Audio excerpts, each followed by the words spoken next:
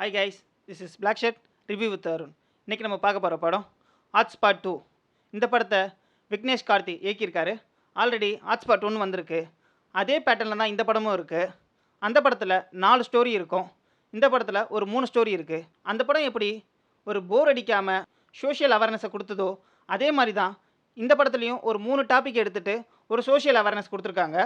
அதில் first story என்னென்னா, தனக்கு பிடிச்ச நடிகர்களுக்காக எப்படி இப்போ இருக்க யங்ஸ்டர்லாம் சோஷியல் மீடியாவில் சண்டை போட்டுட்டு இருக்காங்களோ அதை பற்றி தான் இந்த கதை இருக்கும். இந்த ஹீரோஸ்லாம் ரியல் ஹீரோஸா இல்லை ரீல் ஹீரோஸா, இப்போ நமக்கு ஒரு பிரச்சனைனா திரையில் இருக்கவங்களாம் தரைக்கு வராங்களா இல்லையா, அதான் இந்த படத்தோட கதை. இந்த படத்தில் ரக்ஷன் ஃபுல் எஃபர்ட் போட்டு நடிச்சிருக்காரு. ரொம்ப ஃபன்னாக எல்லாருக்கும் பிடிச்ச மாதிரி ஒரு மீட்டரில் இந்த மூவியை சொல்லி முடிச்சிருக்காங்க. அட்வைஸை புழிஞ்சு தள்ளாமல் எல்லாரும் பார்த்து ஆமாம் இல்லை நம்ம தப்பு பண்ணுறோமோ அப்படின்னு யோசிக்க வைக்கிற மாதிரி இந்த படம் இருக்குது. இப்போ நம்ம ரெண்டாவது கதையை பற்றி பார்ப்போம். இது ஒரு பெண்களுக்கான கதை, பெண் உரிமைக்கான கதை. தம்பிராமையாவுக்கு ஒரு பொண்ணு இருக்காங்க. அவங்க தனக்கு பிடிச்ச மாதிரி தான் ட்ரெஸ் பண்ணணும்னு ஆசைப்பட்றாங்க. இந்த ட்ரெஸ்ஸு என்னோடய உரிமை, நான் எப்படி ட்ரெஸ் பண்ணணும்னு இன்னொருத்தவங்க சொல்லக்கூடாது, எப்படி ட்ரெஸ் பண்ணணுமோ நான் தான் அதை முடிவு பண்ணணும் அப்படின்ற மாதிரி சொல்கிறாங்க.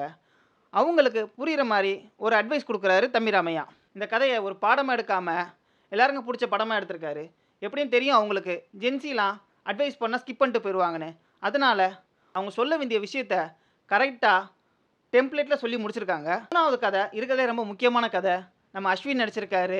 இவர் லவ் பண்ண பொண்ணு தேடிட்டு இருக்காரு. இவர் கிடைக்கிறது எல்லாமே டேட்டிங் போகிற பொண்ணு தான். இவருக்கு லவ் செட் ஆச்சா இல்லையா, இந்த படமும் பெண்களை மையமாக வச்சு தான் எடுத்திருக்காங்க. ஆனால் இதை கொஞ்சம் மேலேயோ கொஞ்சம் கீழேயோ எப்படி சொல்லியிருந்தாலும் தப்பாக இருக்கும். இந்த படத்துக்கு என்ன வேணுமோ அதை கரெக்டாக சொல்லி முடிச்சிருக்காங்க. இந்த படத்தை குடும்பத்தோடு எல்லாருமே போய் பார்க்கலாம்.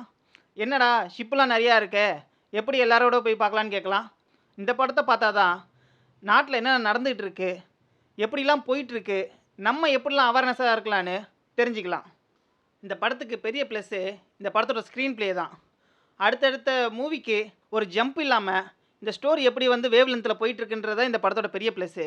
படத்தில் காமெடி எல்லாமே நல்லாவே ஒர்க் அவுட் ஆகிருக்கு. ஒரு நல்ல என்டர்டைன்மெண்ட் மூவியாகவே இது வந்திருக்கு. ரீசெண்டாக தமிழ் சினிமாவில் காமெடிக்கு பஞ்சமாயிருச்சு.